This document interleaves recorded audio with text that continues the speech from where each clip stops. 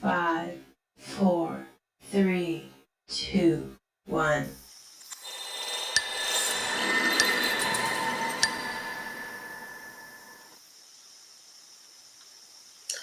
Hello, beautiful people. Happy Friday. We are here to discuss what might be like at least in my top 5 favorite series of 2024. Of course, I just discussed The Penguin. That is my number 1 favorite series of 2024. But this is at least top 5. We are going to get into all things Tell Me Lies. And if you are not familiar, I'm going to give you a quick recap because we are in season 2 now, but I do have season 1 full wrap up on the channel, so check that out after this if you haven't. And I do have a breakdown of the first 4 episodes of season 2, so I'll just give a quick recap as we get into this.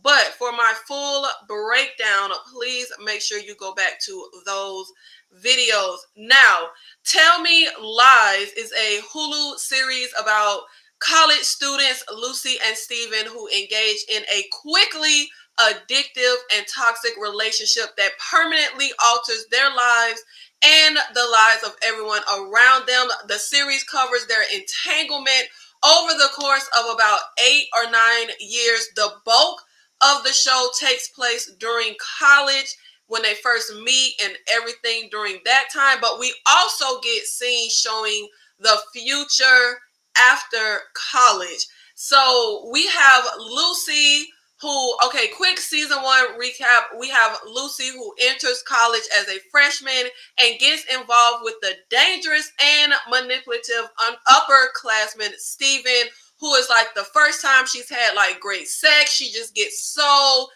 deeply wound up and obsessed with this guy. And Steven ultimately leaves her for his ex-girlfriend Diana. No breakup though. He just literally walks past his girlfriend Lucy holding hands with Diane in a new relationship. And at that point, Lucy sleeps with her BFF Bree boyfriend Evan, who is Steven's BFF. Y'all, the entanglements and the toxicity is crazy. We also know that in the future after college, Pippa and Diane are a couple, and Lucy's childhood best friend Lydia and Steven are a couple. We got all types of entanglements and craziness that are happening with these crazy toxic behind people. But the fun part is how we get there. We start this season not knowing how exactly Lydia gets with Steven, but all of it soon wraps up. So let's start with Diane. We are going to first get into my girl Diane. And hey, pretty girl Danny, thank you so much for being here in the live. So let's get into breaking down everything with Diane this season. So first of all, we know that in the future, Pippa and Diane are in a relationship, and we get to see how their interaction even starts to unfold. Pippa and Diane, while we are in college with season 2, of course, we know that Lucy wrote the Jersey Shore, the note to the dean about Wrigley's brother and his involvement in the accident that killed Macy, and Pippa was to blame. Pippa ended up taking the fall for what Lucy did, so her and Wrigley are no longer together, and his whole football team are bullying her, making her life pretty much hell on campus. And we end up seeing Diane first get involved with Pippa when Lydia's younger brother is a freshman at the college, and he ends up slipping something in Pippa's drink and essaying her at a college party. Diane is the one who walks into the room where the door is freaking barricaded. Diane walks into the room right after he assaults Pippa. She goes to get Lucy. They get her out of there. So that's how they first kind of come into contact. But then we see moments where they're in the college library. Diane has been crying. Pippa is needing help with a printer. And Pippa also takes this time to thank Diane for saying something to Wrigley about getting the guys to back off of her. And this is like the first time Pippa looks at Diane in a way where she's like attracted to her as she is fixing the printer. But of course, we know Steven wants to live like a high class life. Everything for him is about how it benefits him. We know he comes from like the bottom. Diane is very privileged, so that is how that relationship benefits him. And over the summer, he had an internship with Diane's dad. Their plan is to take the LSATs and go to law school together and room together, which of course benefits Steven. He ain't really got no money. He couldn't pay for housing, and the only reason he had some place to stay is because he stayed with Diane them over the summer with her dad giving him the internship. So, sounds nasty, like swapping toothbrushes. How you sleep with someone else's man because your man cheat. She was so down when Steven paraded in front of her with Diane that she just turned to Evan like, hey, let's get drunk. Somehow, let's get drunk turned into sleeping with the best friend's boyfriend and the boyfriend cheating on her. But what I love about this show is that nobody is a good person. Evan is the one in the crew that's supposed to be the good guy, but he diabolical. He diabolical. He is the quote-unquote good guy. But we end up seeing that Steven does amazingly on his LSATs, but Diane didn't. She like failed it, so they cannot go to law school together. And Steven is caught up because, look, baby, we supposed to go to law school together, and I'm supposed to room with you, and your dad is supposed to write me a recommendation. So Diane is talking about, look, maybe I'm just overwhelmed. Maybe we take a year off, then try for law school again.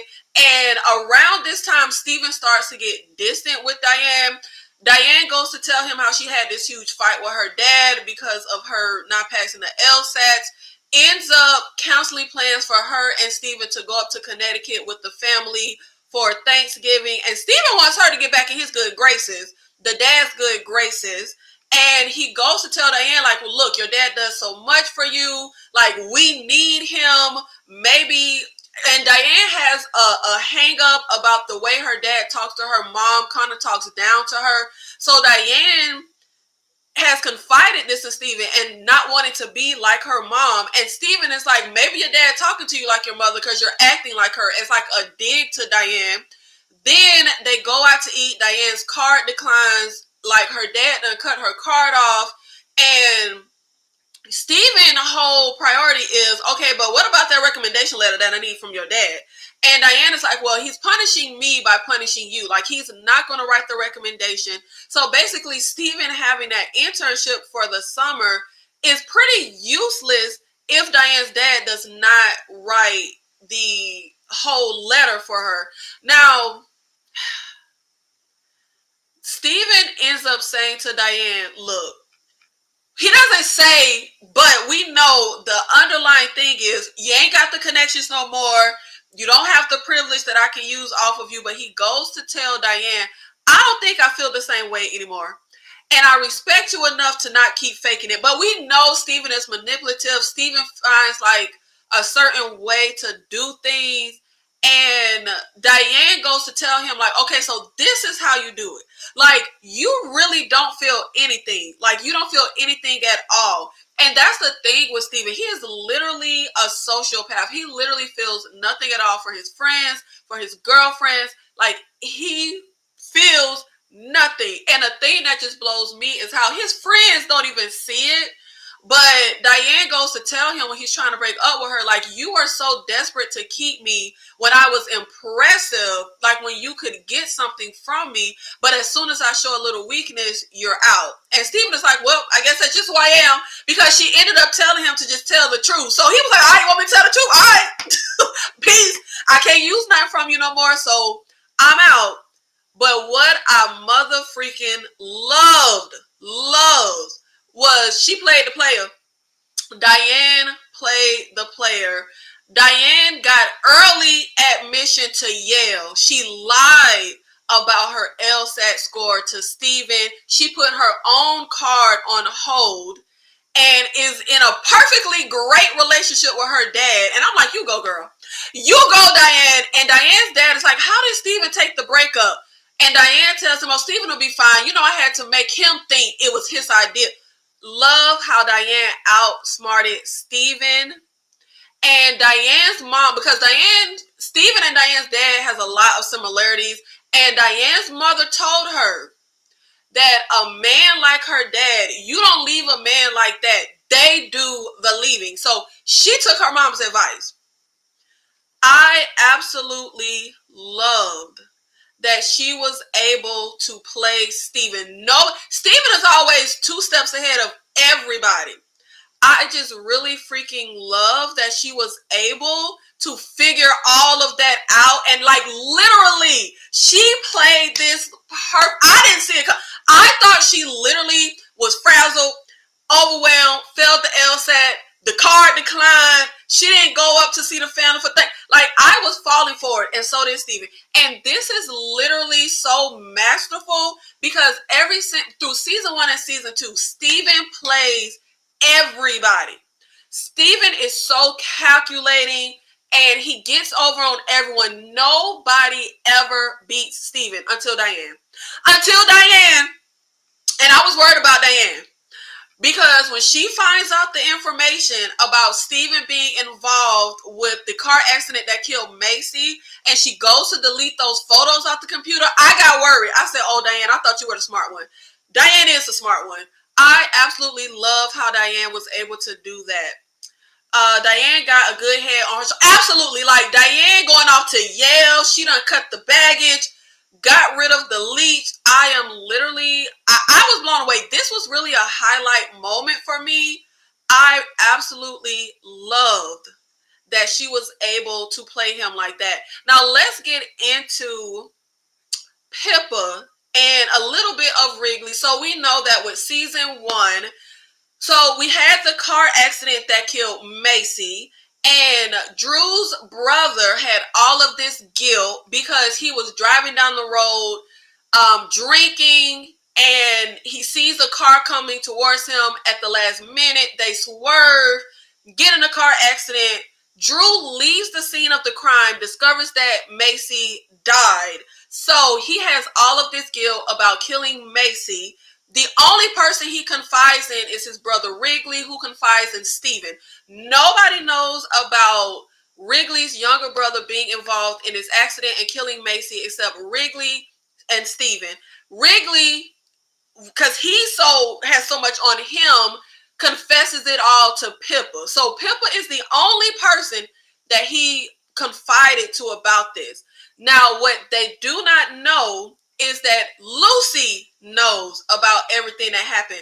Lucy writes a note. She writes a Jersey Shore note, slides it under the dean's, door. So a whole investigation starts. But the brother ends up getting out of it. Pippa is to blame. Lucy writes a note, and her best friend Pippa takes the fall. Her whole relationship with Wrigley ends. The whole football team hates her. She's literally getting harassed and bullied this season. Now, Wrigley does get a mouthful from Pippa when she finally stands up for herself in the cafeteria in front of him and his friends.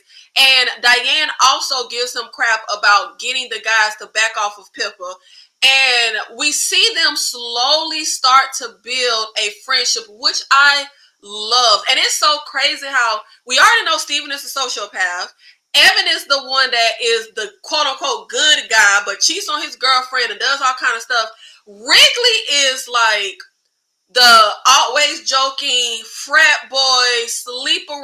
I hate the way he be talking about women, but it's so crazy how Wrigley is the best guy of them all. Wrigley is actually a really good guy, very sensitive. Pippa and Wrigley end up bonding throughout this season. And it really comes to a head when they hang out on Halloween. They leave a Halloween party early, go hang out with Pippa. They're spending all of this time together. The friends think they're sleeping together, but they're not. Remember, Pippa was essayed by Lydia's younger brother. She's not interested in anything like that. Her and Wrigley are just bonding, and she takes this time to finally tell him that in their relationship, she faked her orgasms the whole time. Like, they finally have like a real open conversation. And I keep wondering, when are they going to address the elephant in the room? Because Wrigley feels like Pippa betrayed him, and it's the reason why him and his brother do not have a relationship.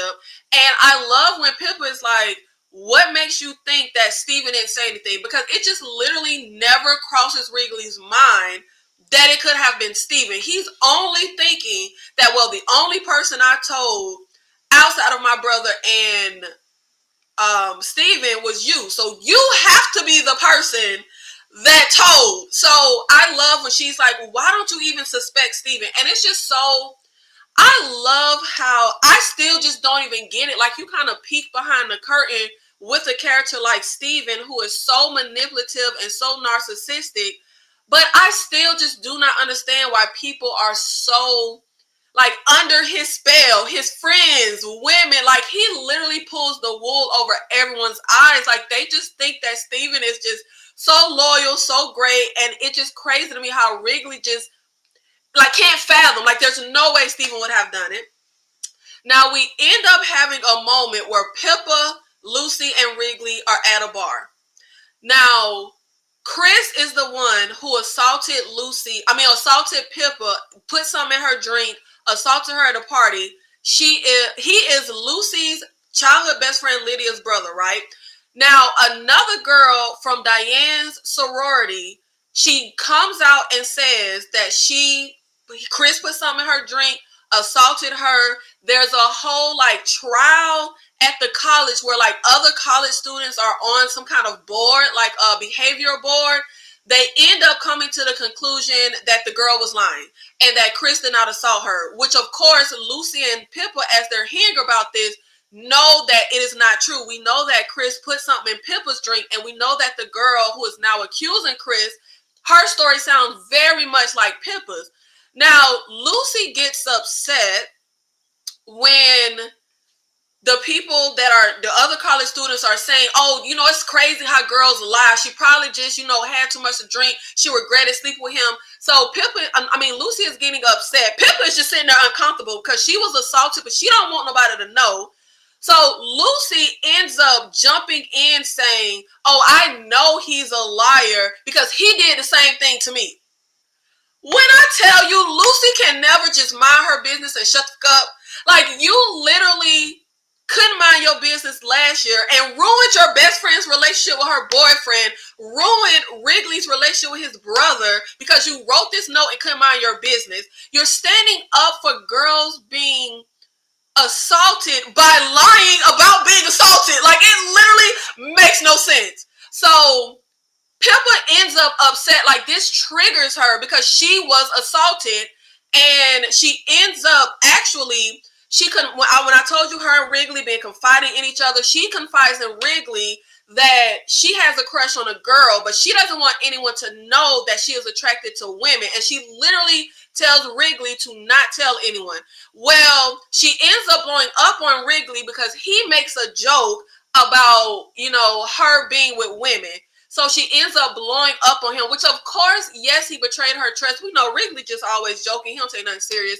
But she's also kind of just taking her frustration out on him about the whole Chris assaulting her thing. And when I tell you, Wrigley was in tears. He was in tears. And I'm like, the way she went off on Wrigley saying he's a joke, like, just really dug into him was so harsh. But I love Diane ends up going to Lucy's dorm and was like, why would you do something so cruel? Why would you take what happened to Pippa that is traumatic, lie and say it happened to you? And she's like, literally what you did was make it worse for the girl who claimed that he assaulted her, and you make it worse for Pippa to ever come out and say he assaulted her, because you literally did what everybody is accusing the other girl of doing, which is lying about being assaulted. I'm just like, baby, Lucy ain't got the sense God gave a duck.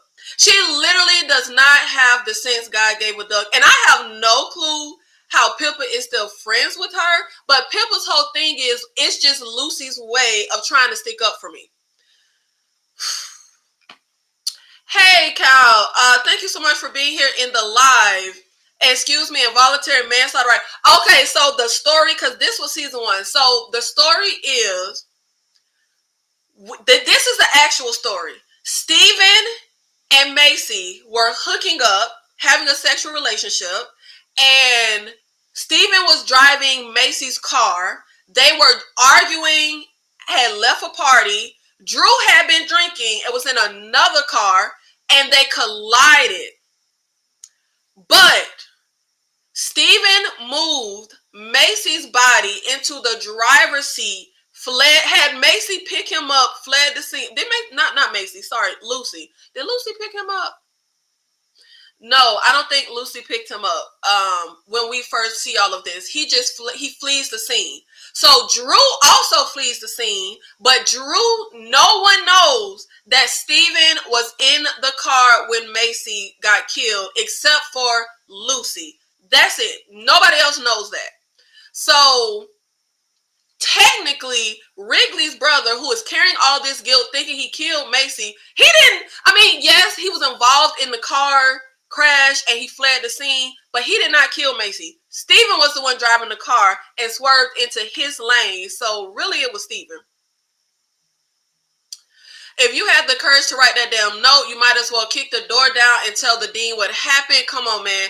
And I would never take the fall for a boyfriend or friend. Hell, even some blood, especially not murder, bro. Well, nobody took the fall. Nobody took the fall. Wrigley's younger brother, I think his name is Drew. We confide in Wrigley and Steven that I was in this car crash and I killed Macy. And we all say it's best to just keep quiet. And Lucy finds out, because Macy was Lucy's roommate. Lucy finds naked pictures of Macy on Steven's computer and confronts Steven about their relationship. So Steven comes clean and says that he was in the car. But this is season 1 when they were actually in a relationship. So Lucy decides, I want to keep the confidence of my boyfriend who just said this, but I want Drew to pay for the whole car accident. So I'm going to secretly write a note so that I can kind of keep it quiet. But I can't really explain. Lucy don't make no damn sense. It's hard to explain why she did all of this. She does not make any sense.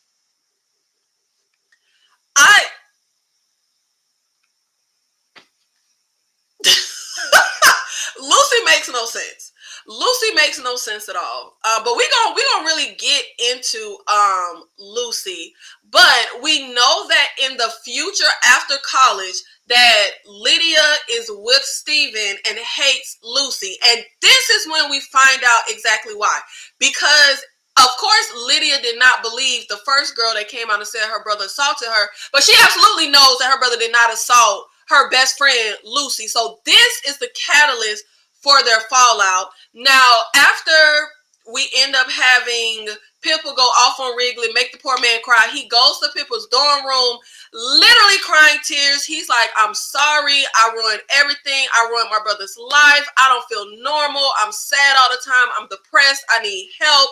This was so hard to watch and so sad because literally Wrigley is the only person on the show that is likable. He's the only good person on the show, even though he's the frat guy sleeping around, that douchey kind of acting frat guy. He is literally just the best person on the show. He's the only legitimately good person. But Pippa ends up being there for him when he's crying and saying he needs help and things he hasn't been feeling right. And it ends up leading to him being able to finally make up with his brother, who has not talked to him since last year. And to the brother, he's like, well, I thought you weren't hurting. I thought you were fine because you would. Wrigley goes to say, well, I called you 50 times. But he's like, yeah, but you were just joking in the voicemail, because that's Wrigley. He's always just going to joke and make it seem like everything is all good. But Wrigley is like, this has been the saddest I've ever been in my entire life. And I was really wondering, how in the world can Wrigley rekindle his relationship with his younger brother while also rekindling a relationship with the ex-girlfriend that his brother believes is the one that ratted him out to the dean. This is the future of Pippa and Diane being in a relationship together in the future time they show us. If anybody deserves a happy ending, it is Pippa. This is Wrigley and his younger brother. They finally make up, finally make amends, but of course it turns tragic, but we will get into Wrigley and the tragedy with him and his brother later on. Now we got to get into the disgusting 50-year-old Professor Oliver married Professor Oliver having an affair with 19-year-old college student Bree, Lucy's other best friend. Now, we know from season 1, Bree and Evan were in a relationship, but remember, Evan cheated on her with her best friend, Lucy. The guilt of that was causing him to be very weird with her, making her feel like she was doing something wrong, like she was the problem. And he finally confesses that he cheated on her, but he says it was just some random person at a party. And I actually am not a fan of like playing games and like testing your partner, but I was very much here for how Bree handled when Evan confessed to cheating. Bree tells Evan, I can forgive you for cheating, but I also need to confess something. I also cheated. And when Evan acts like a kind of stereotypical man, and even though he cheated, cannot forgive her for cheating, that's when she turns the table and says, you know what? I actually didn't cheat. I just cannot forgive you for something if you cannot forgive me for the same thing. And that is actually why they break up. They don't even break up because he cheated on her. They break up because of his double standard when she says, I cheated on you, and he cannot forgive her. And like I said, I'm not really a fan of playing games like that, but I was a fan of how she did this. Because the only way to find out if he will forgive you for the same thing he has forgiveness for is just play that game and act like you cheated. So we end up having both of them break up, but Evan spends the whole season kind of pining after her, wanting to be with her. And Bree is having an affair with her professor's husband. So Oliver is a professor at the college, but Bree is not in his class. She's in his wife's class. Now, Oliver ends up getting a hotel for the weekend for him and Bree because she wants to, be able to spend the night with him. Now, I already knew something was up with this man because he claims to be having an affair for the first time. But it's a lot of conveniences, right? For example, he has some friend that's out of town and he watching their place, so they come over to that house. And I'm just like, it's very convenient that you just so happen to have a friend out of town and you're watching their house when you have your first affair ever. Like, something about it gave like F-pad, as they say. Like, something about it gave like, baby, you're not over here just to feed the cat and water the plants. Like, this feels like a spot that, like, I just knew that this was a case of a stereotypical, much older man being with a younger girl who doesn't know any better. So he's able to kind of pull the wool over her eyes and manipulate her. So they spend the weekend together. And what's crazy to me is they go to a bar, and of course, he's about 45. She's only 19. So when they go to bars, she shows a fake ID. Baby, the uncomfortable tension when the bartender sits there looking at Bree's ID for the longest time. But she ends up just serving the girl the drink, even though she knows that is a damn fake ID. So once they are about to leave and Oliver is paying the check, I'm sitting here like, baby, you better get that bartender a good ass tip. The bartender ends up saying, next time, take her somewhere that doesn't card. Another move Oliver makes that says sleazy. I mean, he already sleazy because, he's 45 dating this 19-year-old, having an affair on his wife. But something else he does that gives sleazy is when a bartender scolds him and it's like, next time, take her somewhere that doesn't card. His response to her saying that was to grab Bree and kiss her all kinds of ways, grabbing on her, kissing her in front of the bartender.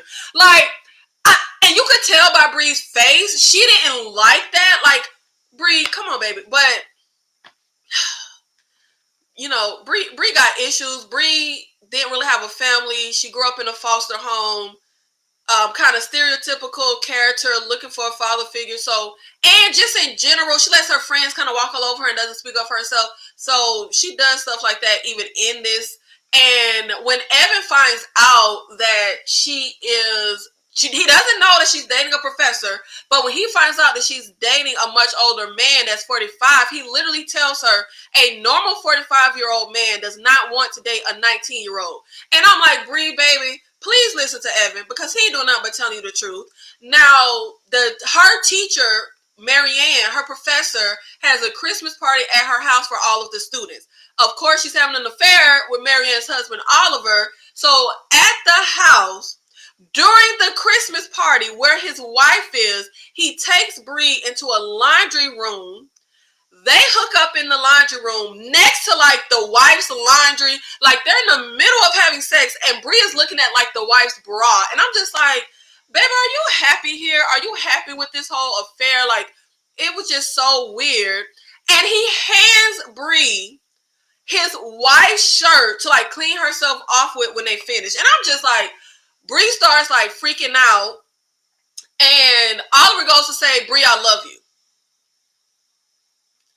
And all of a sudden, all of her concerns about how could you be in here, like screwing me while your wife is out there, like we're in your house in the laundry room, your wife, all of those concerns that she's bringing up goes out the window when he says, Bree, I love you. And what I thought was weird was the fact that they actually got away with this because they're in the house, they go into a laundry room to hook up. He walks out the laundry room first. The party is, they're like, the laundry room is like in a hallway, but the party is going on in the two rooms the hallway connects.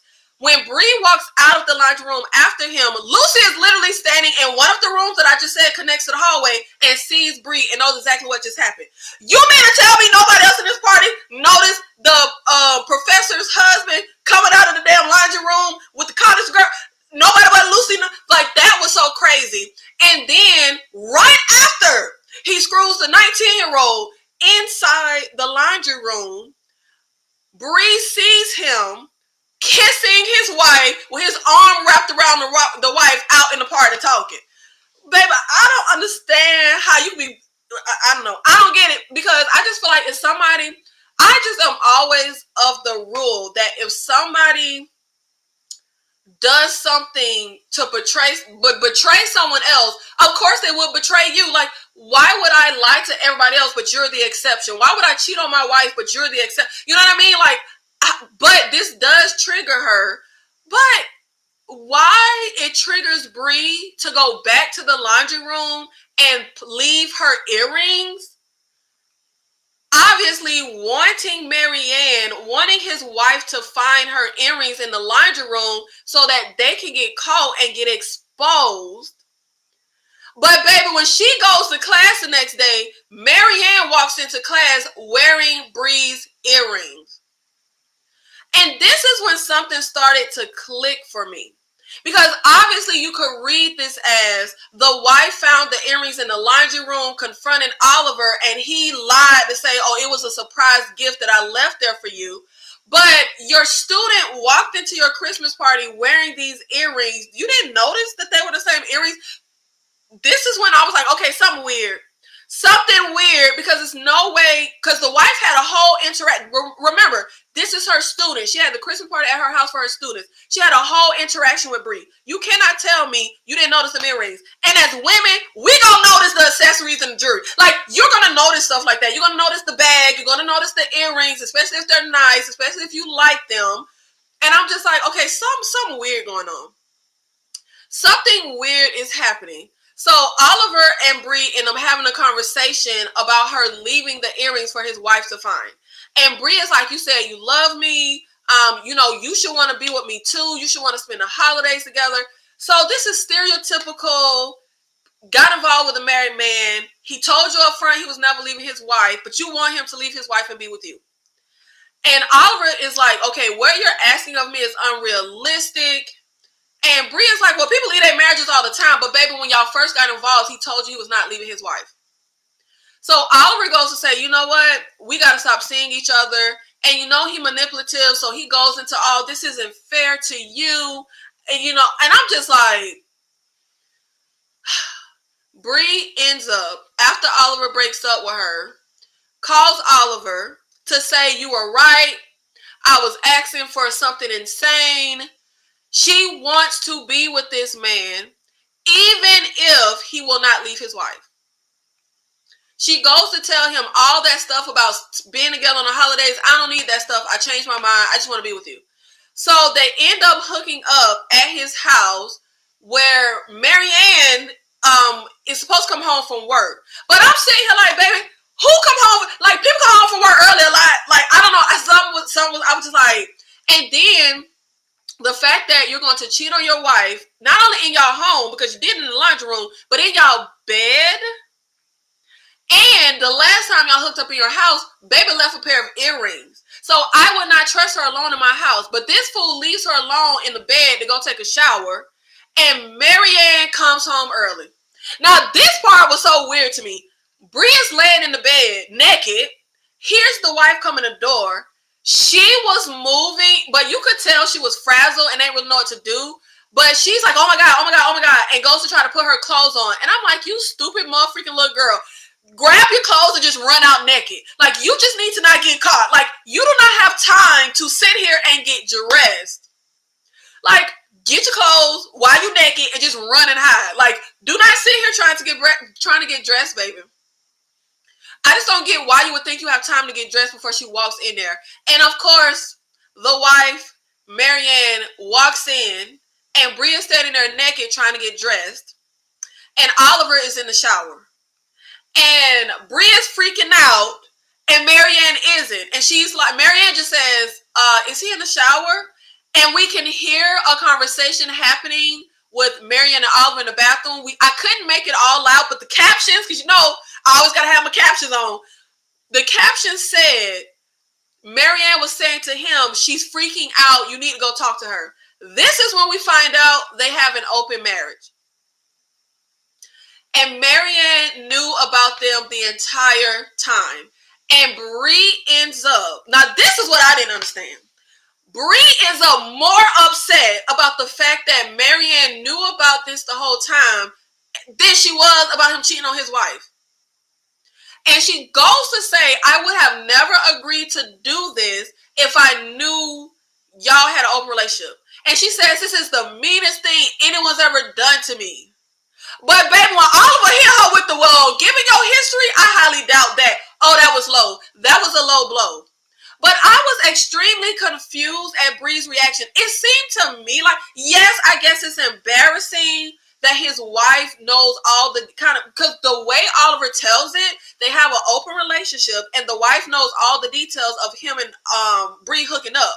Yes, I guess it's kind of embarrassing, but I feel like when you be relieved that you're not hurting the wife, that you're not actually, you know, having her husband, involving her husband, betraying her, like when you feel relieved, no, Bree gets so mad. Bree gets angry. Bree tells Marianne, you're an effed up person. And I love when Marianne is like, okay, so you preferred it when I was just some clueless wife, having her life ruined behind her back while you effed her husband? And what I don't understand is when Bree confides all of this to Pippa and Lucy, they take baseball bats to Oliver's car. Oh, and we find out that Oliver is Evan's professor. I thought that was real interesting. But I'm just so confused as to why Bree was so mad. Like, more mad that she was involved with the man in an open relationship, less mad that she was involved with the man that was cheating on his wife and lying to his wife. Like, I don't know. Wouldn't you rather he be in an open relationship? Like, you're not mad when he's deceiving the wife. You're only mad when he's kind of deceiving you. And then I was confused. But then I forgot to say, the show takes place, if you're not aware, early 2000. And I got to remember, that was an unhinged time because Lucy calls Marianne and her husband like sick, twisted freaks or something like that. And I'm like, why are we judging this marriage couple's like sexual proclivity so bad, like so harshly? Why are we judging open marriage so harshly? But then I had to remember it's early 2000s. People was way more closed-minded back then, because I'm just like, how does being in an open marriage get you called all of these names? Like, I don't understand. Yep, it's in our intuition. We notice the smell of perfume, earrings, etc. Don't ignore your discernment. And I feel like not even that, because something was telling me when Marianne walked in wearing them earrings, something was telling me that it was more to the story and she wasn't just, blinding and cheated on. But I just mean, as women, you tend to notice details like that, especially if it's something you like. It's like when you're out and somebody compliments your shoes, another woman compliments your shoes, or another woman compliments your handbag. Like, we're going to notice the accessories and the outfit, especially if it's something we like. And given the fact that she's wearing the earrings, that tells us that's an accessory you like. You would have noticed that she was wearing it. She's a grown-ass woman walking into class wearing a little girl's earrings, so damn nonchalant, I'd be disturbed. Well, we had to keep up the facade. We had to keep up the facade that I didn't know. That I don't know my husband's having an affair with my student. But the way all of this goes down, I'm sorry, Bree was a dummy, but I'm not even gonna go hard on Bree, because baby was only 19 and this man was 45 and diabolical and manipulating her. But we do know that in the time jumps for the future after college, even though right now Evan and Bree have broken up because he cheated with Lucy, even though Bree doesn't know he cheated with Lucy, she thinks he just cheated with a random girl. We do know in the time jumps that all of the time jumps take place at Bree and Evan's wedding festivities, all of the stuff that happens like before the actual wedding. And then now when season 2 ends, we're actually at Bree and Evan's wedding. And we hear Bree on the phone during the wedding festivities. I think it was right before the wedding. She's on the phone. We only hear her side of the conversation saying, I'm getting married. I have a choice to be happy. Please leave me alone. I want to feel like a good person again. And that's what's also interesting about Bree and Evan being the ones in a relationship. Bree is the quote unquote good one out of the girlfriend group, and Evan is the quote unquote good guy out of his friend group. But both of them are, I want to say, terrible human beings. Run around cheating, doing all kind of mischief. Now, when they were together, Oliver made a comment about when Bree is his age, and Bree said, it's a shame I won't know you then. But Oliver replies, well, why wouldn't you?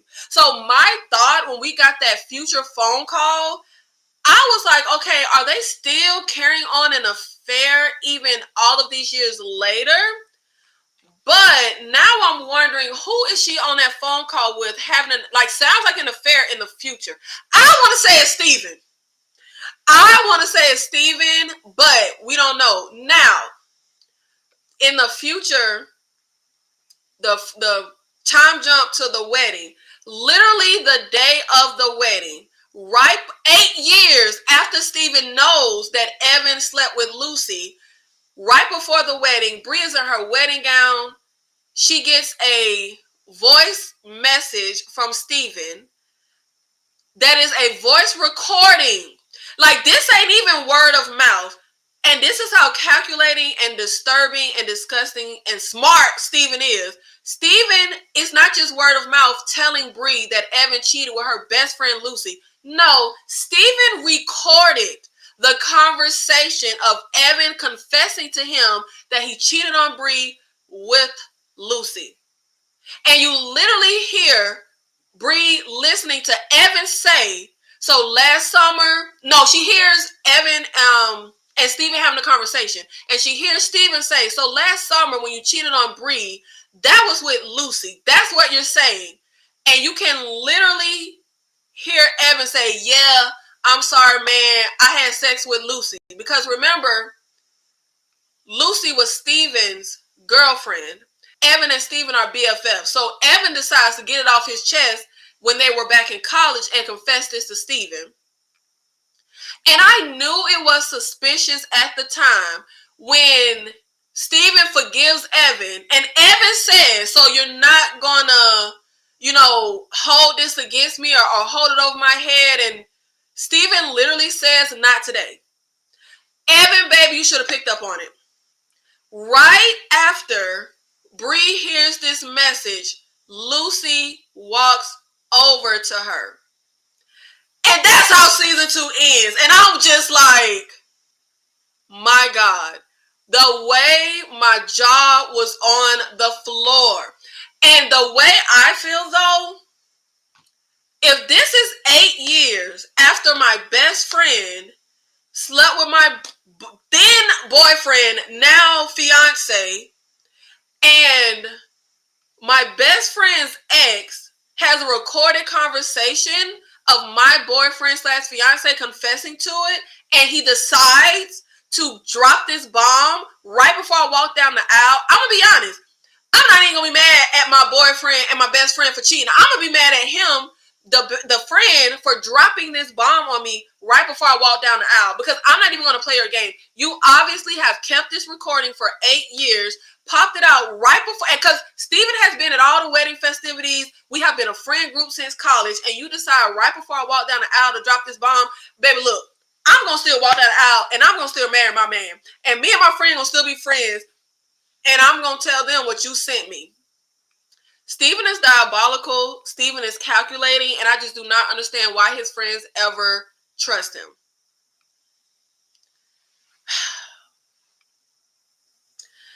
Evan has the conversation with Steven, wanting to confess after Steven confesses something, which we'll get into. But they have the conversation. He confesses he slept with Lucy and has the nerve to say, "You're not going to tell Bree, you're not going to ruin my life." And when Steven says, "Oh, not today," like, Steven didn't lie. He didn't lie. He said, "I'm not going to ruin your life and tell Bree today." He said, "Not today." I just kind of feel like, Evan, I can't tell if you gullible or if you're an idiot for trusting Steven with this. But I also know Steven does some diabolical get back, because at this point, both of Steven's best friends have slept with Steven's girlfriend. Wrigley slept with Diane, but it was before Diane and Steven knew each other. And Wrigley didn't even remember sleeping with the girl. But you think that matters to Steven? No. All he knows is his friend slept with his girlfriend. Now the other friend sleeps with the other girlfriend, Lucy. Steven diabolical. But Evan is an idiot. And I also feel like, though, this is 8 years later. You're about to marry Bree. Wouldn't you at this point confess? Like, yes, you confess to cheating, but before you get, I would think you would finally confess to the fact that you cheated with Lucy. I don't understand why Evan never said any of that. Like,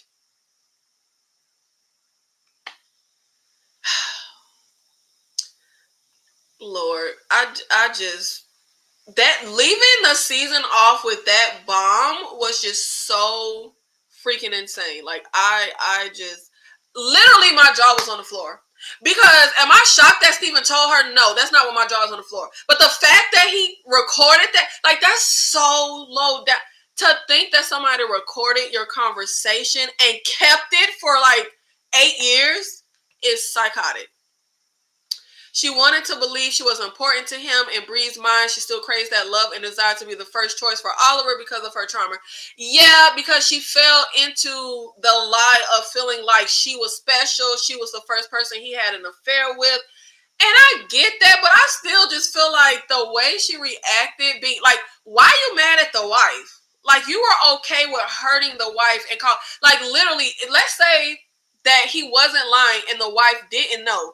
The wife walking into her home and finding her student naked in her bed with her husband, that would have been trauma for that lady. Wouldn't you be happy that you're not causing trauma and heartbreak for someone? Exactly why wait so long. I'm mad everybody still kept this a secret from me, but you chose my wedding day to try and ruin thousands of dollars and hours of planning, years of love and growth too. Absolutely. Because, and I said I wouldn't be mad at the husband or the best friend. I guess I can't say I wouldn't be mad, but I would not let this cause me to stop my wedding, because that's obviously what Steven wants. Like, that's like, you obviously pulled this out, held it this long, and chose the moment I'm about to walk down the aisle to intentionally ruin my wedding. I'm not going to let you do that. I done cheated on him. I knew he cheated on me. I just didn't know who he cheated with. I would still marry the person. Like, he cheated on me 8 years ago with my best friend. I done cheated on him. We done got over it. This is a new day. I would not hold it against him. Now, would I have a conversation with him and the best friend for all these years, just never telling me the truth? Yeah, but I'm not letting Steven, and at this point, Bree know how the hell that man operate. I'm not letting him, like, wreck shop for me, like, at all. Oh, Diane absolutely dodged a major bullet. Now, this is Lydia and Steven. And one thing the show does harp on is the fact that Steven is not attractive, but he is able to get all the girls and put a spell over all the girls. And it has nothing to do with his looks. The show loves to tell Steven that, baby, you are not attractive. The show loves to tell him that. But we have Lucy's childhood best friend, Lydia. When we time jump to the future, we know that she is in a relationship with Steven and she hates Lucy. Now, we didn't know how, why, none of that. When we finally understand that, okay, Lydia hates Lucy when we time jump because Lucy lied and said her brother essayed her back in college. But for me, it still makes no sense why she would be in a relationship with Steven. Your best friend dated him. You know all the diabolical stuff that he did to her. Why in God's name would you end up in a relationship with him? But Steven is a good manipulator, because while Steven is in a relationship with Diane, his little sister comes to visit him at the college, and Lydia at the same time is visiting Lucy at the college, and Lydia takes it upon herself to go up to Steven and tell him off, and the little sister is standing there, which Lydia don't know who this little girl is.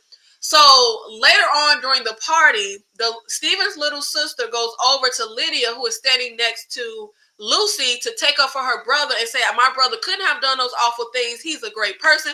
Baby, Lydia is like, who the hell is your brother? So when she finds out it's Steven, they end up getting into it. Mind you, Steven's little sister is like 12, 13 years old. But Lucy goes in on this poor little sister and literally makes the little girl cry. She goes to tell her your brother is a liar. He's a manipulator. One day you're going to find out what a horrible person he is. And Diane comes over and it's like, what the hell is wrong with you? Like, why are you doing this to a little girl? Which, you know what? Lucy is also unhinged. Like, season 1, when it first comes through, you feel like Lucy is the victim, but no, baby. Lucy is the perpetrator, but we're going to get all into that. But Steven ends up running into Lydia later on and reveals like horrible stuff that Lucy said to him about her while they were dating. And when I tell you, I say this to women all the time, do not be running your mouth to your boyfriend about your friends, because you have no idea what he's going to like. First of all, I just think it's wrong. I got into it with a friend of mine because I found out she was telling her boyfriend my personal stuff that I was confiding in her about. When I tell you I was so pissed off, like, I'm confiding in you about something. Why are you spreading it to your boyfriend, who at this point is your ex-boyfriend? So now it's just some nigga walking around with my motherfucking personal business. I don't like it. Okay, sorry. I'm getting triggered. But while Lucy was in a relationship with Steven, she told him all kinds of stuff about Lydia. When the girl lost her virginity at 14, that she be smoking at her dad's country club and all this stuff about herself, right? And Steven runs into her after finding out what Lucy said to his sister. So, you know, Steven always on the get back. And he's like telling her all this horrible stuff Lucy said.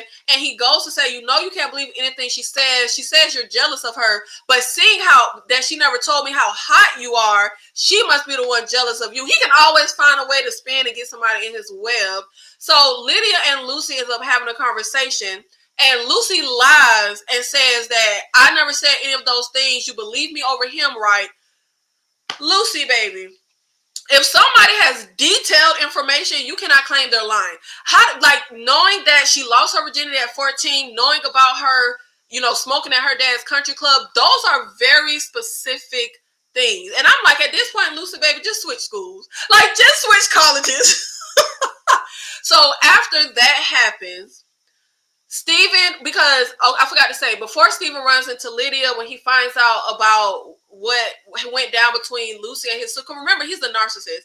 He likes the way his little sister looks up to him. He likes being like in a certain light in her eyes. He keeps trying to call Lucy. Lucy does not answer the phone. So he runs into Lydia, and that's when he spills all of that. So Lucy did not answer the phone, but she ends up checking her voicemail. She gets a really nasty voicemail from Steven, right? Now, as the show is playing, we don't get to hear the voicemail. We only see Lucy reacting to hearing it. And I'm watching the show like, well, why y'all not letting us hear the voicemail? There was a reason, and it was a good-ass reason.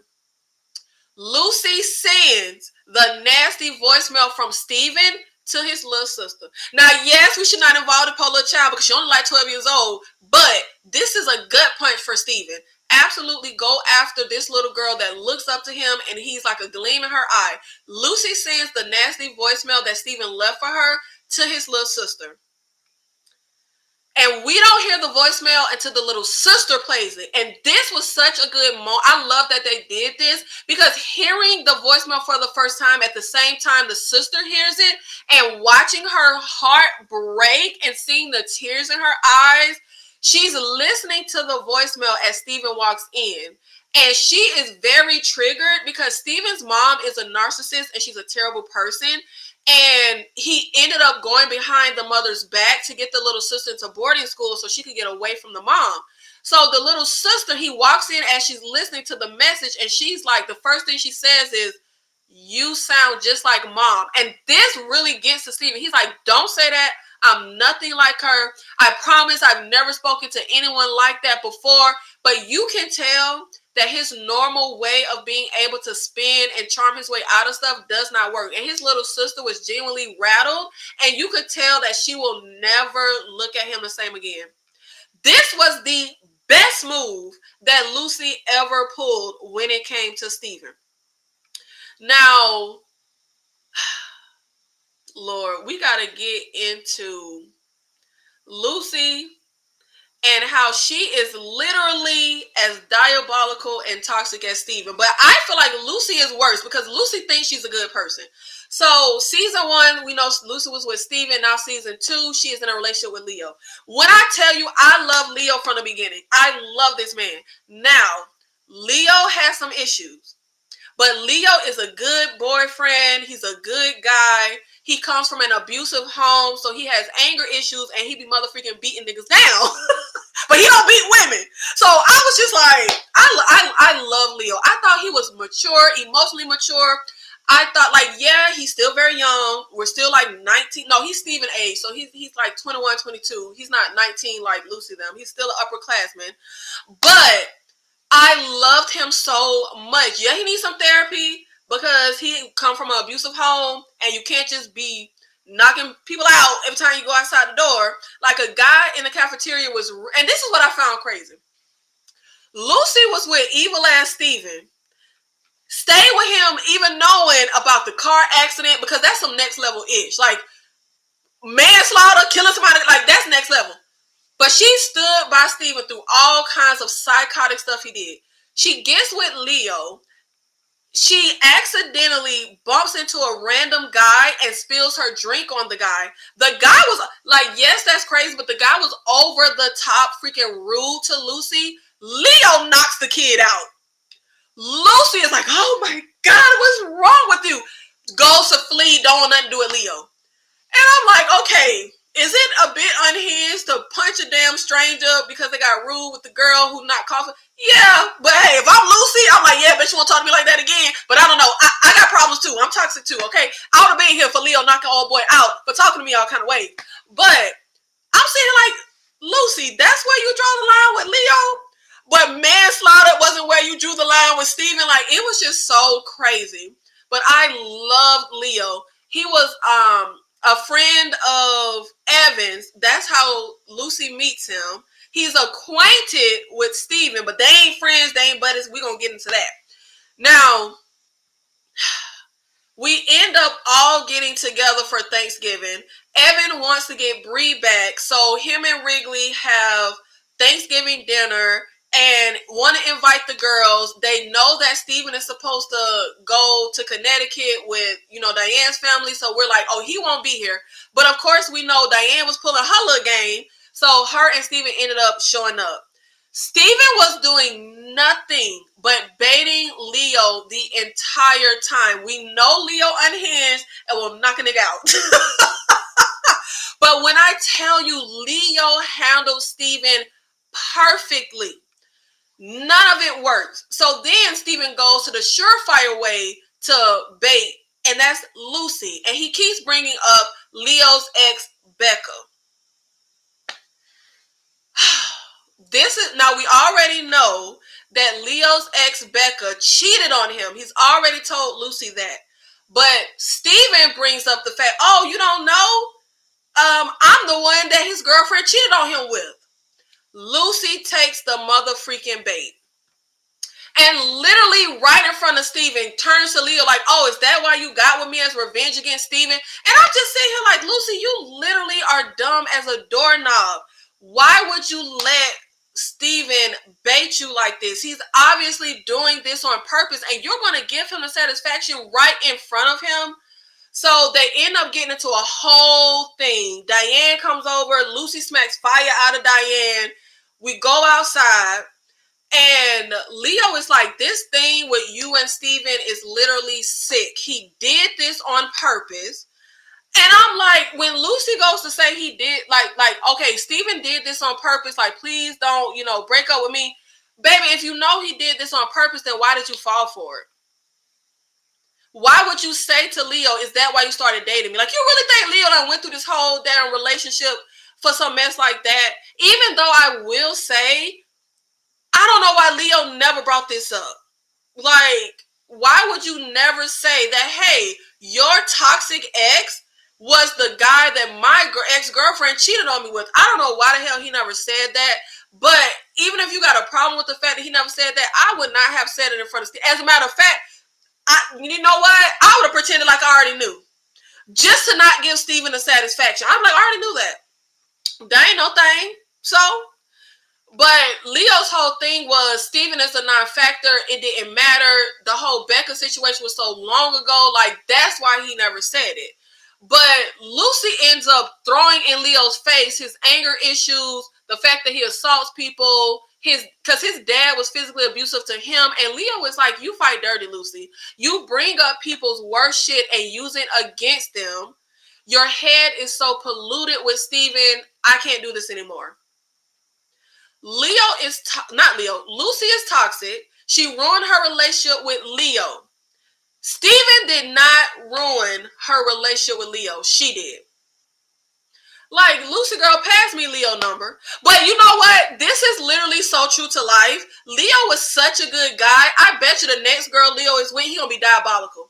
The first girlfriend cheated on him and broke his heart. Now this girlfriend is a motherfucking sociopath. And I'm just like, Lucy, you should have left this man alone. You should have left this man alone. When I tell you, I like Leo so freaking much. So they end up breaking up, which Lucy is low down. And like, if you know your boyfriend gets into these fights and has anger issues as a direct result of his childhood trauma because his dad was physically abusive to him and his mother, why would you throw that in his face? Especially it has no bearings on the argument you're currently having. So the very next day, Lucy runs into Steven, this is what, Steven is just, and that's the thing. I understand Steven in the sense of when he does stuff like holding on to Evan's confession. Steven does calculating things, being in a relationship with Diane, being in a relationship with Lydia. It's all about him being calculating. But I did not understand his obsession with Lucy this season. First of all, Lucy knows your secret. She knows that you were in the car with Macy when she got killed. Nobody else knows that. You're the one who broke up with Lucy. Ain't even break up with her. Just paraded in front of her with the new girlfriend. Like, you won. But it's like Steven was on a mission this season to just make Lucy's life hell. And I just did not get it. Because I'm like, baby, but you already won. Like, why are you still trying to tear her down? He literally finds out that Lucy is in a certain class and goes to be the TA of that class. And goes to tell Diane she got into my class that I was TAing. Like he spins stuff. Lucy drops the class and it ends up messing up her GPA. I do not understand why Steven spent the whole season trying to just be diabolical to her. But the next day, Lucy ends up running into Steven. And he's all smug. How did the rest of your night go? Because of course he know you took his bait and he done messed up your relationship with Leo, who is a better guy than Steven would ever be. And Lucy is like, you win. Can it be over now? I loved you even though I knew the worst parts of you. So why are you punishing me for that? Now remember, Steven has been avoiding Diane, being super mean to her because she's slowly losing all the things that Steven benefits from. And Diane freaking apologizes. But remember, we know Diane had her own little scheme going. He ends up breaking up with Diane because he ends up asking her, if I was this terrible person that Lucy tried to tell you I was, because Lucy told Diane about Macy, but Diane was all like, I don't believe you. This is a new low for you. And Diane's whole thing she always tells Steven is, Steven was telling Diane, you know me better than anybody else. Why would you believe Lucy? And he goes to Diane and he's like, so if I'm this terrible person, and like if that turned out to be true, would you still love me? And Diane was like, but you're not. But what if I was? But you're not. Like, I love you. I know you better than anybody. That's when Steven breaks up with her and goes straight to Lucy's dorm. And he goes to say how Lucy always knew him. He was a bad person and she loved him anyway. And that it goes both ways. Like, he knows the worst thing she's done and loves her anyway. When I tell you my head was spinning, I don't know how y'all do these relationships with these toxic ass narcissists, because my head was spinning. You have literally been on a mission to ruin my life all year. And now you pop up at my door talking about how much you love me. What? Like, what? Y'all, I didn't see this coming. I did not see this coming. Steven always playing some type of diabolical game. And I didn't even get this part. Like, I was just like, what? He goes to tell her, that's why we don't work with anyone else. Like, it's me and you. And I was literally sitting here like, if Lucy don't kick this man to the curb right now, she's a bigger clown than Bozo. Because earlier in season 2, Steven came to Lucy's room, was talking to her, got all close in her face. You know how they be doing on TV when people get so close you think they're going to kiss, and they had all this little sexual tension. And I was sitting here confused like Lucy. He goes to unbutton her pants. She's letting him take her pants off, and he literally leans in and whispers, this is so fucking embarrassing for you. Like, Lucy, this is the same man that played you like that at the top of the semester. If you do not kick this man to the curb right now. But no, Lucy is a bigger clown than Bozo, and she absolutely does not. Lucy ends up having sex with Steven. And he's all talking about, I miss you. I'm sitting here like, Lucy, baby, like, I'm telling you, it's framed as if Steven is the toxic one and Lucy is just like his victim. Lucy and Steven are toxic and literally at this point deserve each other. Like, they literally deserve each other at this point.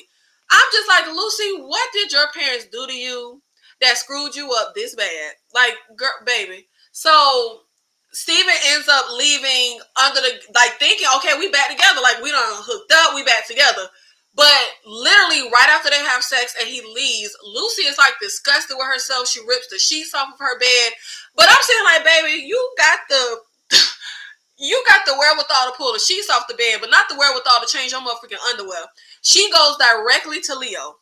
And when I tell you, when she knocks on Leo's door, I'm like, please leave this poor man alone. As if you haven't done enough damage. You have sex with Steven, and then you go straight to Leo. I feel like if Leo and Lucy would have broken up after this first initial breakup, he would have been hurt for a while, but it wouldn't have been any long-term damage. But Lucy just had to dig the knife in and cause long-term damage to this man. So she has sex with Steven, goes straight to Leo's door, no conversation with Steven, and you know how Steven is. You know that nigga evil. She goes straight to Leo's door. Leo lets her in, and she's all like, I can be different now. I'm better with you. I make better choices with you. I'm a better person than you. And Leo is like, but you don't trust me though. Like, what about Steven? I can't do this if he's a constant thing hovering over you. Oh, he's not. Girl, he's not. You just screwed him 5 minutes ago. Like, let this man go. Let Leo go. Like, he's been cheated on by the first girlfriend and still is able to, like, fully get in a relationship and trust you and just be like, girl, because you know, men be getting bitter real early. Like, a man get his heart broken because the girl in 5th grade curved him, and then he just be diabolical for the rest of his life. Like, please leave Leo alone. Like, please leave this man alone. They end up getting back together, and she ends up having sex with Leo. And when this scene was playing, I was like, baby, did you even take a shower? And that's when Leo pulls off her pants, and we see she wearing the same underwear. And I said, oh, no, baby didn't even take a shower. Baby didn't even change the underwear. And I'm just like, Lord, Leo, poor Leo. Literally. So later on that night, Lucy and Leo go to a party. And I'm just like, Lucy, baby, you are so stupid. You already know how Steven is.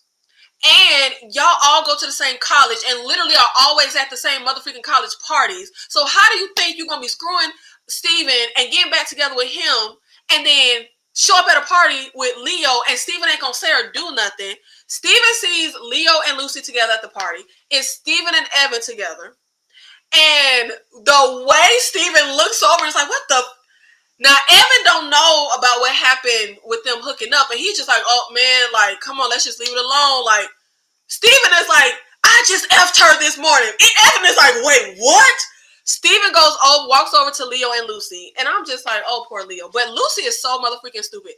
Steven is like, Lucy, I need to talk to you alone, please. And Lucy is like, no, I'm here with Leo. And I was honestly like, girl, if you don't just go to the side and talk to Steven so he don't blow your spot up, like, how are you this stupid? I'm going to just go with the fact that Steven at least said, like, didn't blow your spot up and said, I need to talk to you alone. I would have taken that graciousness and I would have said, Leo, I'm just finna squash this once and for all. Like, for real, just give me 5 minutes. Like, keep that, like, I mean, you know, like, I wouldn't because I don't do diabolical shit like this. But I'm saying, if I'm Lucy, I'm just gonna be like, Leo, you know, it's over, but I just gotta dead this because he gonna just keep bothering with us. Just let me go talk to him for 5 minutes. And the way Leo is, he would have understood and be like, okay, go handle it. You know Steven is being gracious, but not immediately walking over here and blowing up your spot. But Lucy is so stupid. She's like, no, I'm here with Leo. And she's literally giving Steven like these pleading eyes, like, please leave me alone. Evan tries to get Steven to not go over there. Then when he walks over there, he tries to get Steven to walk away. And he's like, come on, man, you don't want to, you know, face off with Leo because literally the whole school know Leo is walking around here unhinged and will beat niggas up. But my thing was like, Lucy, do you not know who you're dealing with? Evan is able to pull Steven away. Steven does not blow up the spot, nothing. But Evan is an idiot. And instead of just immediately leaving with Steven, he leaves Steven alone to go grab a few beers before they go. Evan, baby, you're rich. You can't just go to the store and buy some motherfucking beer. Like, I'm just like, Evan, get Steven out of here. Of course, once Evan walks away, Steven goes back over to Lucy and Leo. Now, when I tell you, Leo has been keeping his cool, not letting Steven bait him, but I was like, thank you, Jesus. The moment I have been waiting for, Leo, so Lucy goes to say, like, let's just leave. So Leo and Lucy start to leave, but Lucy is kind of walking in front of Leo. Steven says something to Leo about, well, I was just effing her this morning. The way he says to Leo, he describes Lucy's underwear. Baby, this is the moment I've been waiting for because Leo punches Steven in the face, beats him down. Steven is on the ground and Leo is just pounding him. Lucy just ruined this man because you want to know what Lucy does? Lucy comes over, she's screaming, asking the guys to get Leo off of Steven. She's like, he's not even fighting back, Leo, get off of him. Lucy has the nerve to run to Steven's aid. When the guys are able to pull Leo off of Steven, which this was justified, Steven deserved it. Steven is calculating. Y'all, Lucy goes over to Steven as he's on the ground, and she's like, Leo, what the fuck is wrong with you? Bitch, what the fuck is wrong with you? I can't. Steven is literally smirking and smiling on the ground. Just got his face bashed in, and he's smiling and smirking like a true sociopath.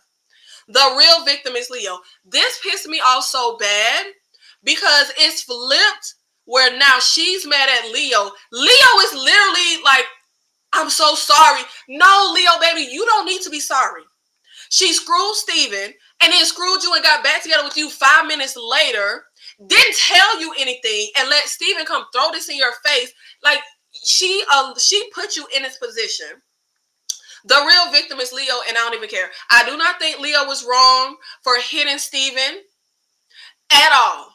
Like, I feel like this is all Lucy's fault. And the fact that she would run to Steven's aid, like, bitch, are you stupid? But that's why I say she is literally just as toxic as Steven. 1,000% as toxic as Steven. I literally feel so bad for Leo. Like, I feel so bad for Leo. Hug your children, otherwise they grow up to ruin other. She absolutely is ruining lives. Like, absolutely. Poor Leo sticking and moving and Steven. No, and that is the thing. Steven was not able to bait Leo at all the whole season. But once we get to this point, what did Steven say? Steven said something real disgusting to Leo. Oh, after he described Lucy's underwear, he said, how does my taste? That's when Leo hit him. That's why I'm like, Leo did nothing wrong. Like, I don't care. Leo did nothing wrong. So Lucy didn't get pregnant with this double dipping. No. And that's something else that Lucy is really weird about. But I got to remember again, this was the early 2000s. Lucy got mad at Leo because he went to use a condom the first time they ever had sex. Lucy has this whole thing about not wanting the guy she has sex with to use a condom because to her, if you use a condom, that means you cheating on her. Because she like, well, I'm on the pill. What you using a condom for? And I'm like, bitch, is you like he's like, girl, this is your first time having sex. Like, he should grab a condom. Like, are you crazy? If you're having sex with a guy for the first time and he don't grab a condom, baby, he's nasty. Like, he's disgusting. He's raw. He's going raw with everybody. Like, girl, like, they literally got into it because Leo went to use a condom the first time they had sex. Something is wrong with Lucy. She's sick in the head. She's literally sick in the head. Her parents are screwed up. And you know what? They say don't always blame the parents. So, I don't know. She's screwed up. She is just... Now, when we time jump to the future, Lucy is not in a relationship with Steven. Like I said, we know he's in a relationship with her best friend, Lydia. And in the future, Lucy is in a relationship with Max, which I don't know how the hell he popped the hell back up. Max was somebody she hooked up with in season 1. So I don't know how they got together in the future. But in the future, she is not with Steven. Hasn't seen Steven in years. Still completely obsessed. Like, she literally can't stop staring across the room at him. Now, she knows that Steven is in a relationship with her ex-best friend, Lydia. And Lydia, rightfully so, hates Lucy because in Lydia's eyes, Lucy lied about being assaulted by her brother, which, I mean, she did lie, but girl, your brother is a R. Kelly. But technically, Lydia has not done anything wrong to Lucy. Which, I mean, well, we don't know how Lydia gets with Steven. So we don't know if they get together while he with Lucy, but... You know the man is in a relationship. He's engaged to Lydia. In the future, the time jump in the future, Steven gives a toast, and he just always evil and diabolical. He gives a toast at Bree and Evan's wedding. This is before, he sends that voicemail because they had all kind of, I don't know what they are, but all the festivities you have before you actually get, to the wedding. We have this whole weekend together. We're at this hotel. We're celebrating. He gives a toast to Evan and Bree while simultaneously dissing Lucy and Diane. And Lucy is up feeling some type of way. Later on that night, Lucy texts Steven to meet her at the pool. Now, I'm sitting here like, Lucy, how are you still caught up with this man? But Lucy had a little plan derived. Steven gets to the pool for the meeting with Lucy. Lucy is in the pool having sex with Max. And I'm just just like, girl, why are you playing these games? Like, I'm telling you, her and Steven deserve each other. They are both toxic. They are both psychotic. They are both narcissists. But the way I laughed when Steven gets out here and just stood there to enjoy the show. Like, he didn't go see them and then be like, and like run off. He literally stood there and just watched them. And she's like looking at Steven while she's in the pool having sex with Max. And I'm just like, girl. Now, this is what threw me. When we get this scene where we also end up getting a flashback to when Steven got in a car crash with Macy. Now, the show is called Tell Me Lies, and at this point, I'm like, are y'all lying to the audience? Now, what they showed us in season 1 with Steven and Macy's car crash, Steven was driving the car, Macy was in the passenger side, they wreck out, Wrigley's younger brother wrecks, but he drives off, flees. Steven is awake and alive. Macy like half dead. He puts Macy in the driver's side and he dashes off. Now they show us a flashback in this season finale. We see Steven in the car crash with Macy, but Lucy pops up to pick Steven up. Steven gets out of the car and Lucy pulls Macy into the driver's side. And I'm sitting here like, now wait a minute. If we go back to season 1, when Lucy finds out that Steven was even involved in this car crash, she didn't even know that Steven and Macy had a relationship. So I'm like, is this flashback real? So is Lucy that diabolical? Did she really do that? Like, I'm thrown. Now I'm confused on that one. I don't know which reality actually happened. But Lucy is not as good at playing these games as Steven. Because when we get to the time jump, her and Max are finished having sex. Her phone goes off. Max, she's still in the pool. Her phone is on like one of the little chairs. Max sees a text from Steven that says, "Thanks for the show." First of all, girl, if you're going to do something like this, why would your boyfriend have the phone code to be able to see that you texting Steven and set this whole thing up? Of course, Max is like, you're sick. He was watching us. You called him down here. Max leaves. Baby, why the hell does Lucy and Steven end up having sex? I was like, what the hell? Like, Lucy is psychotic. And her and Steven deserve each other. First of all, he's engaged to Lydia and you're doing all of this, but also all the hell he did to you back in college. Lucy literally does not have the sense God gave a duck. Something is wrong with this girl. Like, truly, truly, truly, something is wrong with her. But the last thing that I wanted to get into was Wrigley and his brother finally making amends, because that ties into Steven and Lucy and how much they deserve each other and how disgusting they are. So Wrigley and Drew finally make up and they got drunk, and Wrigley's knee being messed up is on pain meds. So while they're drinking, they take the pain meds. I don't know why the hell you had to add the motherfucking drugs, child. Now, Wrigley ends up telling Drew to just break the pain meds in half so that, you know, he don't get too messed up. They go to sleep. Wrigley wakes up. You see Drew done threw up. Drew is dead. Drew is dead. Come to find out, they were time-release pain meds, and it's dangerous to break time-release pain meds in half. So his brother died. Literally, his brother being dead is Lucy's fault. Because if Lucy had wrote that note to the dean and made everybody think Pimple wrote it, Drew and Wrigley would have never fallen out. We wouldn't have had to be here in this situation, taking the motherfucking pain meds, because Wrigley's knee would not be effed up and his brother would not be dead. I'm putting it all on Lucy. We all end up going to the hospital to support Wrigley. Steven looked effed up, and I love to see it, even though I hate the fact that he enjoyed it. I don't know if I'm just as sick, because Lucy telling Pippa about how scary it was when Leo was beating him down, I would have been cheering. I would have been cheering Leo on. It wasn't scared of me. I enjoyed it.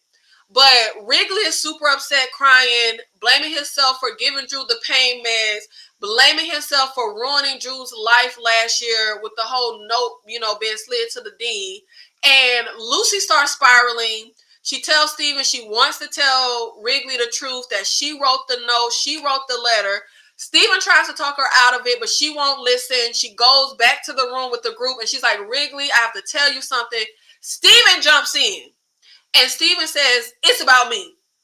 I wrote the letter last year. I'm so sorry. I was just trying to help. Drew was spiraling. You were spiraling. I was just trying to figure out a way to help everything out.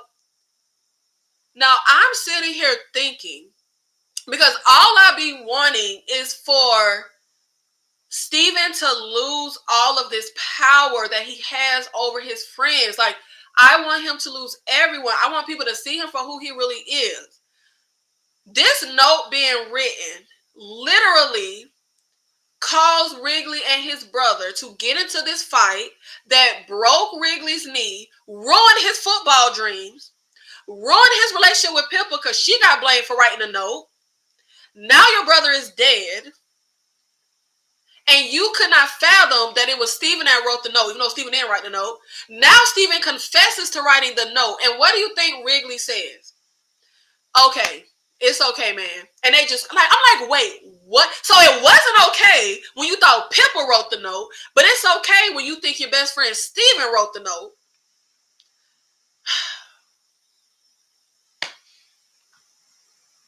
I just don't understand why Steven does not lose friends. I don't get it. I don't get it.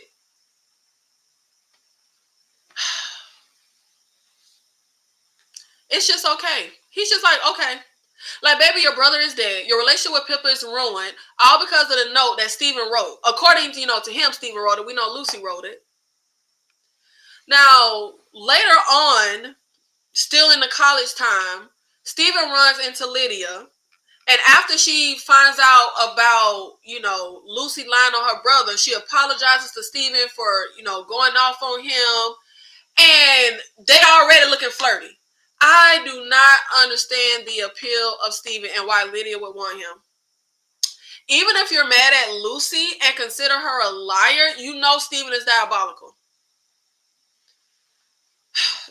I'll be very interested to see how they get together. And of course, Steven no longer has Diane and her privilege and her, connections and stuff.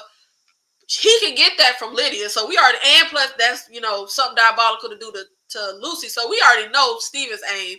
I'm still curious to find out why exactly Lydia ended up with Steven. But Lucy and Steven observe each other. And I don't feel bad for Lucy in the slightest. I kind of want Bree to smack her in the face with the iPhone in the moment when she finds out about her sleeping with Evan. But like I said, she should be mad at Steven. Not her friend or her boyfriend for a one-night stand that happened 8 years ago. But Lucy is Lucy is a hypocrite.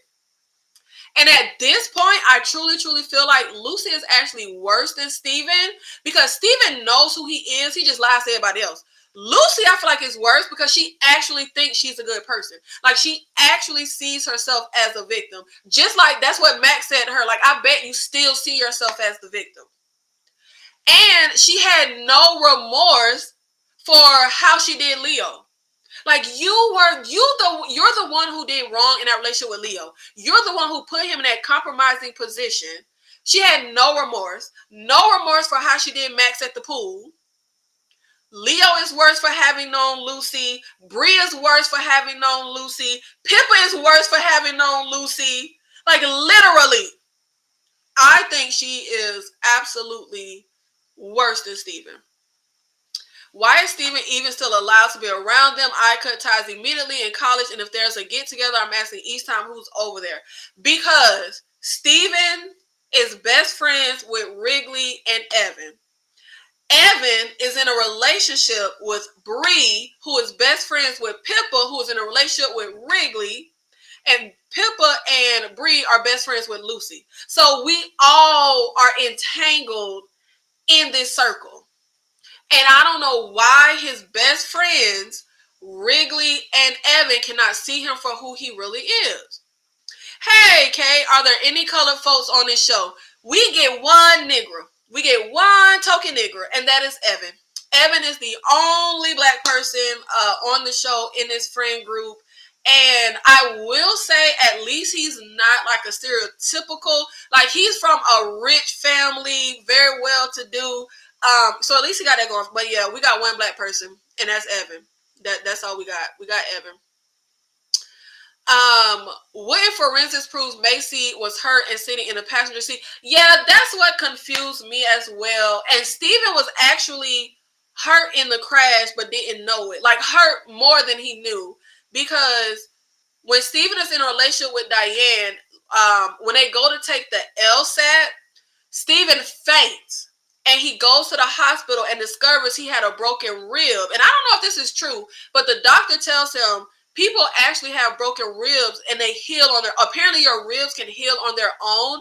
And the doctor was saying like, hey, well, you were in a car crash because, you know, they can tell the way like an impact hits your body, the way a bone breaks. So I'm like, so the doctor can look at the x-ray and tell that Steven was hit by what did he say he was hit by? The steering wheel. You can literally tell that his rib was broken from an impact with a steering wheel. So when they were in a crash and Macy gets killed, her impact would not have been with the steering wheel. So when the people, the cops and forensics and stuff find her body, shouldn't we know that the impact doesn't match? Like she was not in a driver's side when this whole collision happened.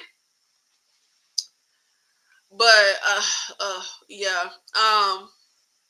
Evan is also light skinned, so he doesn't pass the buck for you. Can't, yeah. But he the only black one we got. Now, if you can be best friends with someone like this, I'm side on you. But that's the thing. They do not know. That's why I was saying I wish the wool could get lifted off of his friend's eyes. Steven's friends does not know he's so manipulative and psychotic. They don't know that stuff. Like him doing all of this underhanded stuff, his friends are blind to it. They don't know none of that.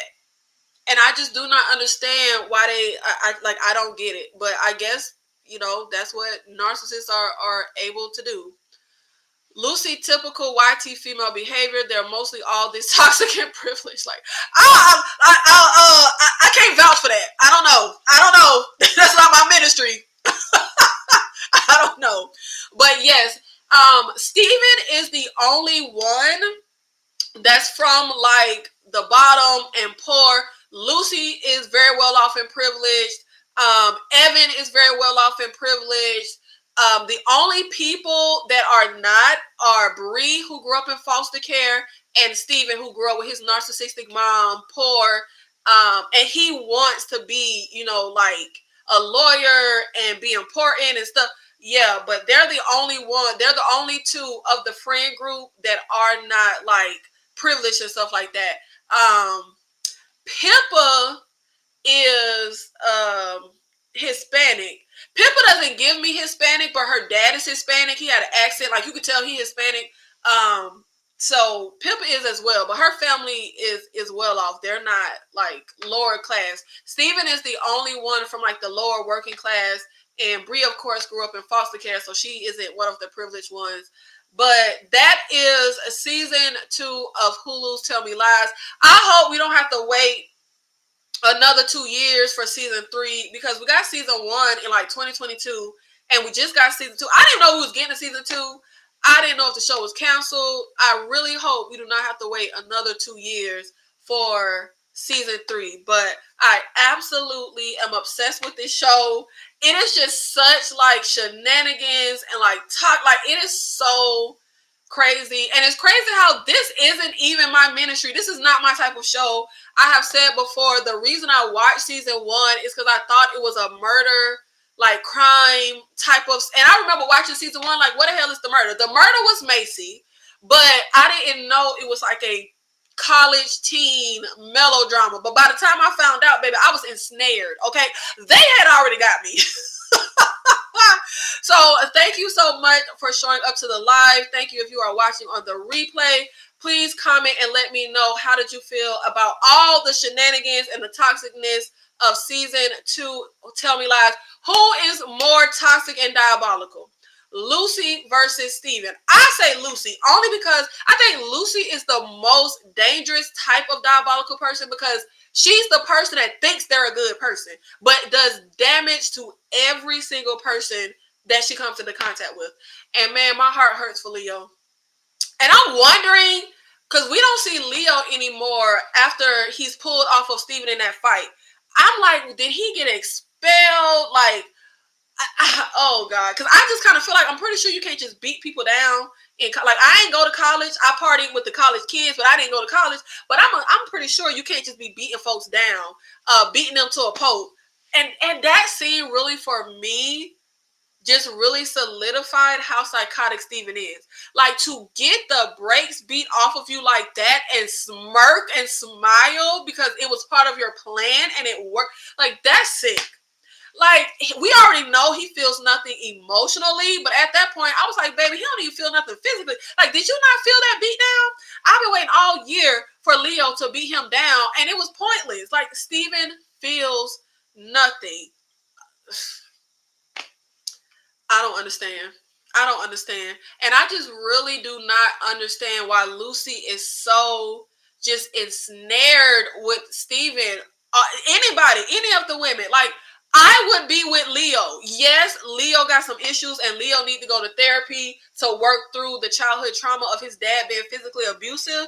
But Leo is a much better person, partner, guy, human being. He just got some childhood trauma and like to punch niggas in the face. Like that's it. But he not hitting on the women. He not lying to you. He not, doing diabolical stuff. Like, I loved Leo so much. But Lucy done destroyed that man. I guarantee you, Leo will not be the good guy to the next girl that he was to Becca and Lucy. Becca cheated on him, broke his heart, and now Lucy done broke his heart twice. If she would have just left him alone after that initial breakup, I think Leo would have been okay, and the good person in him could have been salvaged. But her doubling back and sticking the knife in his chest, oh yeah, he gonna be a woman scorned for the rest of his life. He gonna be a bitter 45-year-old woman for the rest of his life. Like, it's so sad. It's so sad. But thank you so much for being here for my Tell Me Lies season 2 discussion. Remember to drop down in the comments and let me know your thoughts on season 2. I will see you in the next one. Thank you.